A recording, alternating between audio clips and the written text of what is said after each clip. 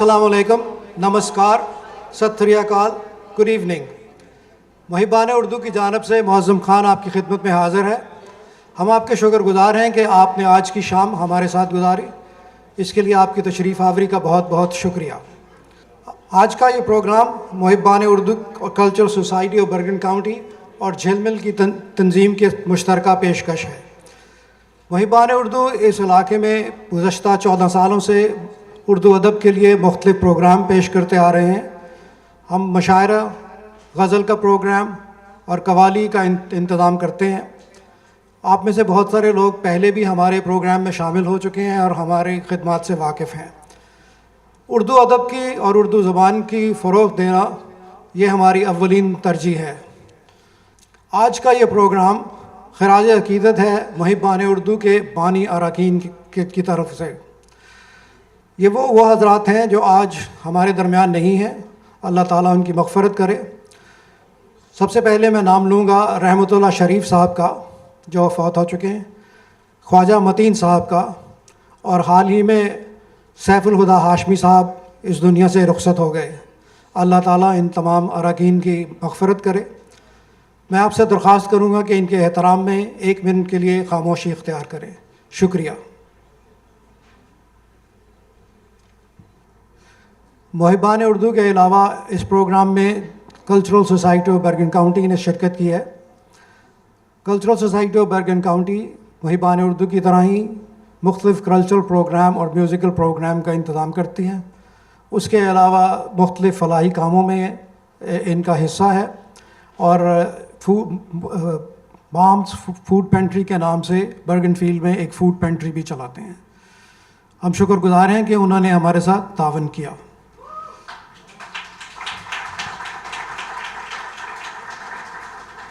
इसके साथ ही मैं अनूप भार्गव साहब से दरख्वास्त करूँगा कि वो अपनी तंजीम झिलमिल के बारे में हमें कुछ बताएं।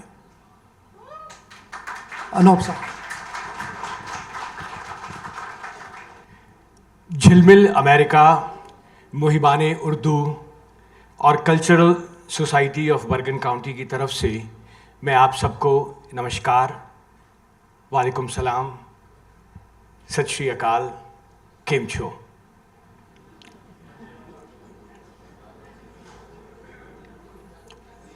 गले में उसके खुदा की अजीब बरकत है। गले में उसके खुदा की अजीब बरकत है।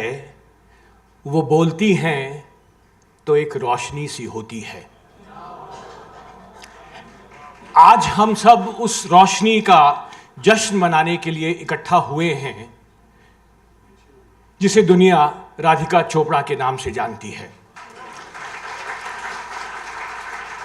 आज हम उस तहजीब का जश्न मनाने के लिए इकट्ठा हुए हैं जो धर्म की सीमाओं को लांघती है।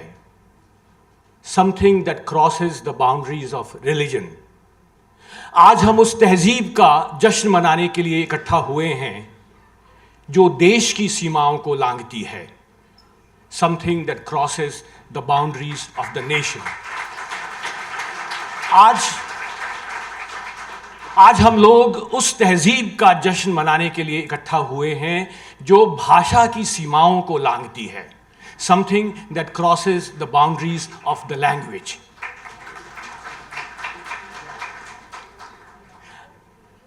आज हम इस बात का भी जश्न मनाने के लिए इकट्ठा हुए हैं कि न्यू जर्सी में कला, संगीत, मौसीकी को पसंद करने वालों की कमी नहीं है। और आज एक भरा हुआ, खचाखच भरा हुआ हॉल इस बात की गवाही देता है कि अगर हम अच्छे कार्यक्रमों को न्यू जर्सी में लाएंगे तो उसे देखने के लिए श्रोता भी आएंगे।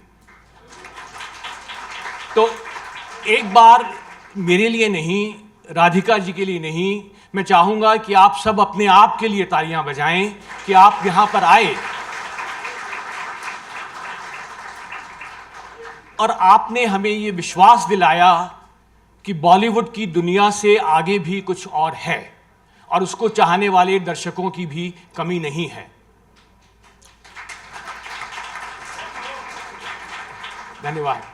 हमें आप सबकी ज़रूरत है, क्योंकि हम इसी तरह के कार्यक्रम भविष्य में भी करना चाहते हैं, लेकिन हम तभी कर पाएंगे जब हमें आपका पूरा पूरा सहयोग मिलेगा। इन्हीं शब्दों के साथ झिलमिल, जैसा कि हमने कहा कि कुछ इस तरह के कार्यक्रम करना चाहती है जो अक्सर लोग नहीं करते हैं। हम लोग अच्छे कवि सम्मेलन करवाना चाहते हैं, हम लोग अच्छे मुशायरे करवाना चाहते हैं, हम लोग कुछ अच्छे क्लासिकल डांस करवाना चाहते हैं, हम नाटक करवाना चाहते हैं, हम शास्त्रीय संगीत करवाना चाहते हैं, हम कव्वाली करवाना चाहते हैं। और इस तरह के जो कार्यक्रम हैं वो हम तभी कर पाएंगे जब आप हमारा साथ देंगे। मुझे 4 पंक्तियां याद आ रही हैं कि चले हैं हम अकेले ही तिमिर को मात देने को, तिमिर कहते हैं अंधेरे को, चले हैं हम अकेले ही तिमिर को मात देने को, जहां बारिश नहीं होती वहां बरसात देने को, हमें पूरी तरह अपने उठाकर हाथ बतलाओ, हमें पूरी तरह अपने उठाकर हाथ बतलाओ, यहाँ पर कौन राजी है हमारा साथ देने को, यहाँ पर कौन राजी है। बहुत बहुत शुक्रिया। और अब मैं निमंत्रित करता हूँ हमारे भाई कुलराज जी को, जो कि विधिवत हमारे मेहमानों को आपसे परिचय करवाएंगे। मैं आपको एक पूरी तरह से मैं कह सकता हूँ एक खूबसूरत शाम का हम वादा कर रहे हैं आपसे, ऐसी शाम जो आप बरसों तक याद रखेंगे। कुलराज भाई, स्वागत है।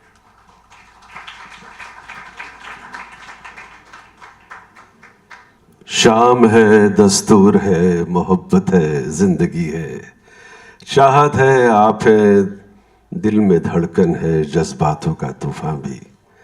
दोस्तों, मेरा नाम कुलराज है और मैं रेडियो जिंदगी की आवाज़ हूँ, आपकी चाहत और मोहब्बत का तलबगार हूँ।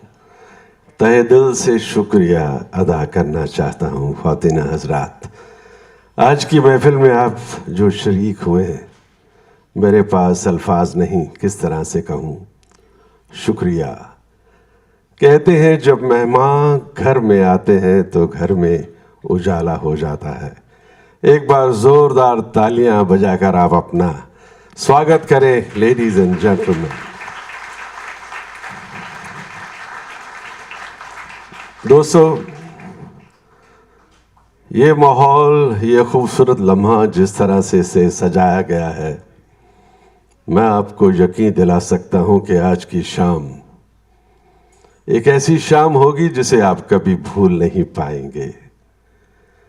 दिल में हसरतों का तूफान है, सोचों में उमंगे हैं, चाहत है, बेकरारी है, इंतज़ार है उन खूबसूरत कलाकारों का जो आपकी महफिल में आते ही आपको गुमसुम कर देंगी। एक बार जोरदार तालियां फॉर राधिका चोपड़ा के लिए।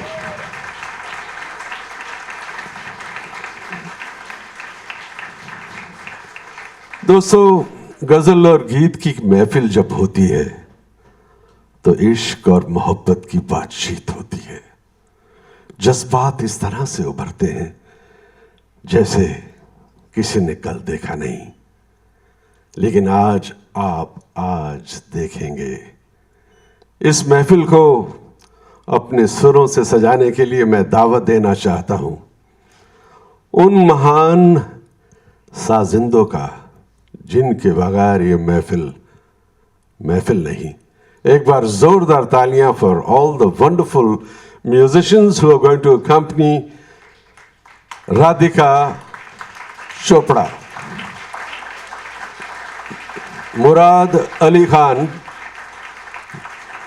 जो कि जायकर भाई के साथ शिरकत करते हैं सारंगी पे, जोरदार तालियां उनके लिए। नफीस अहमद हारमोनियम पर, जो कि पिछले बहुत सालों से मैं समझता हूं कि उनके साथ शिरकत कर रहे हैं।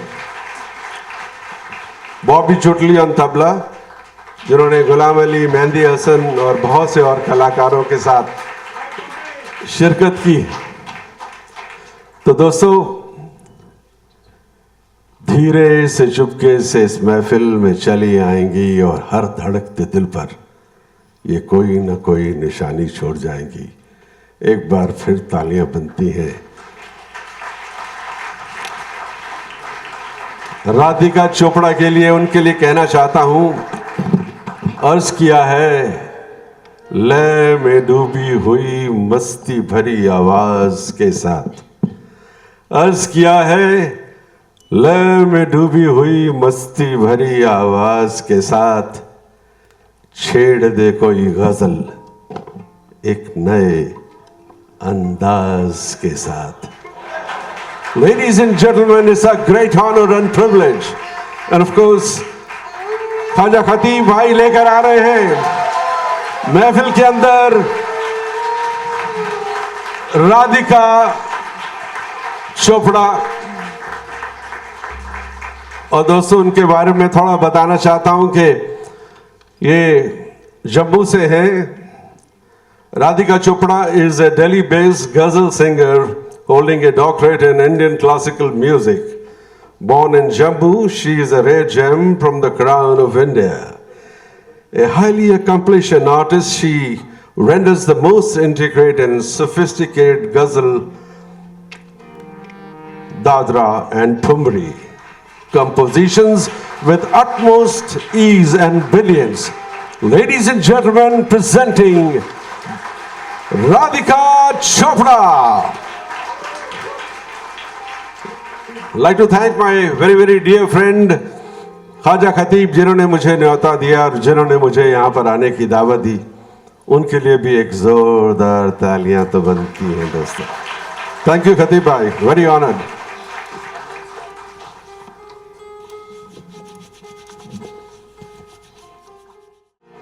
आप सभी को मेरा बहुत प्यार भरा नमस्कार, आदाब, बहुत बहुत शुक्रिया।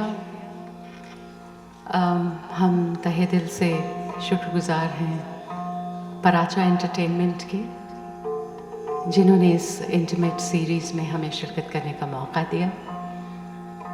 और यहाँ न्यू जर्सी में ख्वाजा साहब के मुहिबान उर्दू और झिलमिल के तहे दिल से शुक्रगुजार हैं।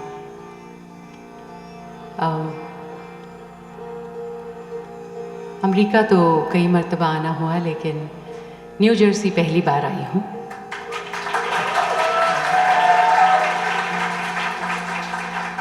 और माशाल्लाह बहुत सुना है यहाँ के ऑडियंस के बारे में, तो एक मेरी दिली तमन्ना थी, ख्वाब था कि कभी यहाँ परफॉर्म करने का मौका मिले। उम्मीद करती हूँ जो कुछ मुझसे बन पाएगा वो आपको पसंद आएगा।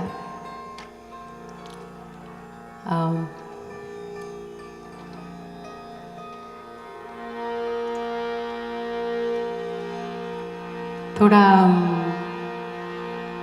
पुराने किस्म का गाना गाती हूँ।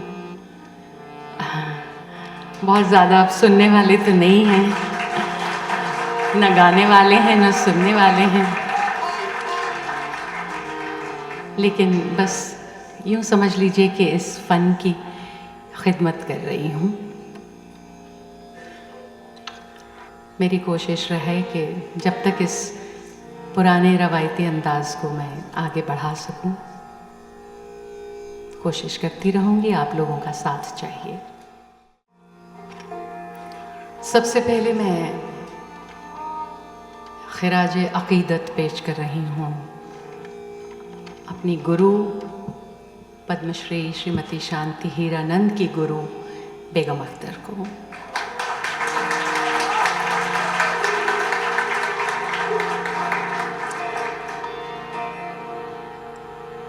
A humble tribute to मल्लिका-ए-ग़ज़ल। आप में से बहुत लोग जानते होंगे और शायद कुछ लोग नहीं जानते कि बेगम अख्तर कहलाने से पहले अख्तरी बाई फैज़ाबादी थी। फैज़ाबाद की रहने वाली थी और कोठे पे गाती थी। तो अख्तरी बाई कहलाती थी। फिर उनका निकाह हुआ बैरिस्टर अब्बासी साहब से, उसके बाद वो कहलाईं बेगम अख्तर। लेकिन अब्बासी साहब ने शर्त रखी थी निकाह की कि वो गाना नहीं गाएंगी, तो उन्होंने गाना छोड़ दी। और 10 साल के गैप के बाद जब वो बहुत बीमार हो गई तो डॉक्टरों ने अब्बासी साहब से कहा कि अगर इन्हें ज़िंदा रखना है तो इन्हें आप गाने की इजाज़त दीजिए। तब वो म्यूज़िक की दुनिया में, गज़ल की दुनिया में, मौसीकी की दुनिया में वापस आईं और बेगम अख्तर कहलाईं। तो दोनों स्टाइल उनके मैं आपको सुना रही हूँ, अख्तरी बाई फैज़ाबादी, और फिर जो 10 साल के गैप के बाद एस बेगम अख्तर। इजाज़त आप सबकी इजाज़त लेते हो, पराचा साहब इजाज़त।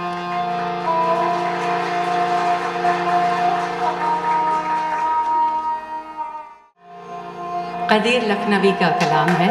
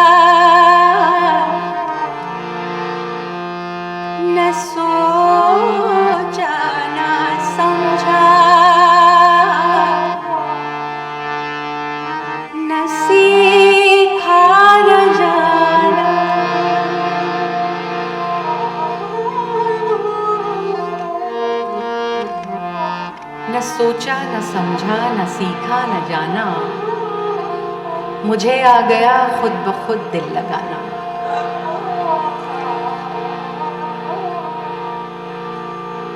न सोचा न समझा।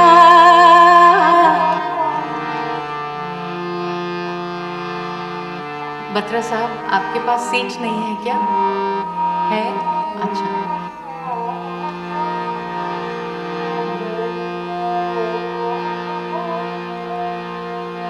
न सोचा न समझा, न सीखा न जाना, न सोचा न समझा,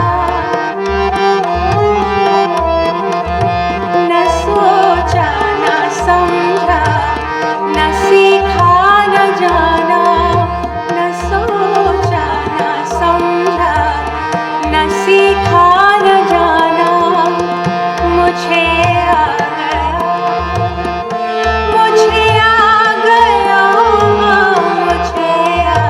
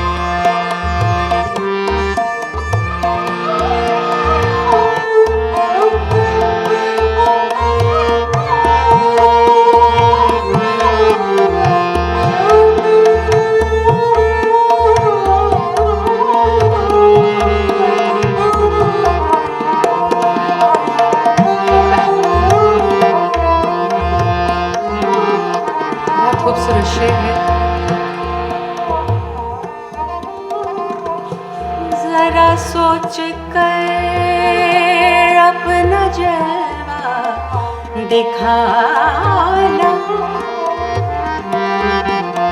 जरा सोच कर अपना जलवा दिखाना, जरा सोच कर अपना जलवा दिखाना, सिमट कर यही आना जाए ज़माना, सिमट कर यही आना जाए ज़माना, न सोचा न समझा न सीखा न जाना, न सोचा न समझा।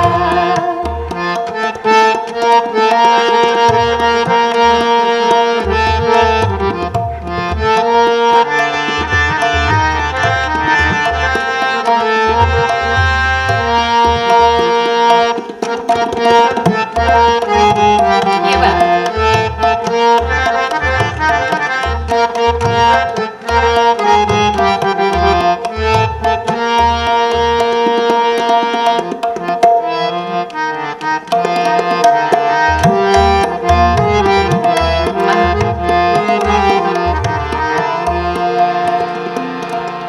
ज़बां पर लगी है वफ़ाओं की मोहर,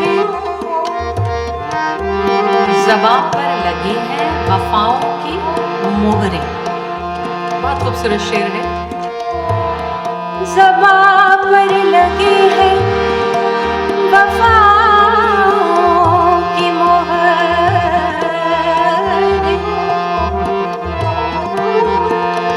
ज़बां पर लगी है वफ़ाओं की मोहर, खामोशी मेरे कह रही है फसाना, खामोशी मेरे कह रही है फसाना, न सोचा न समझा न सीखा न जाना, न सोचा न समझा न सीखा न जाना, न सोचा न समझा।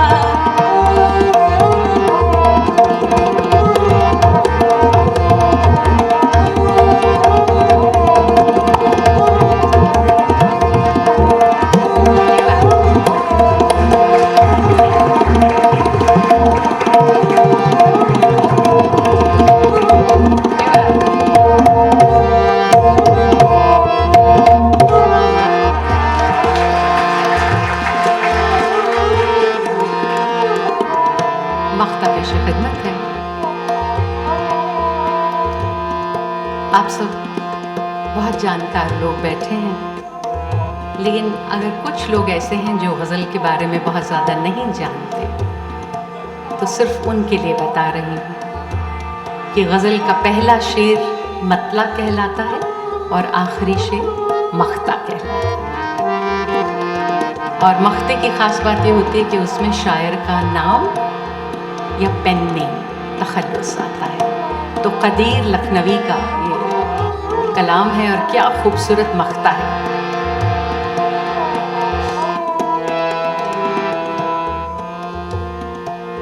करो लाख तुम मात में नो जवानी,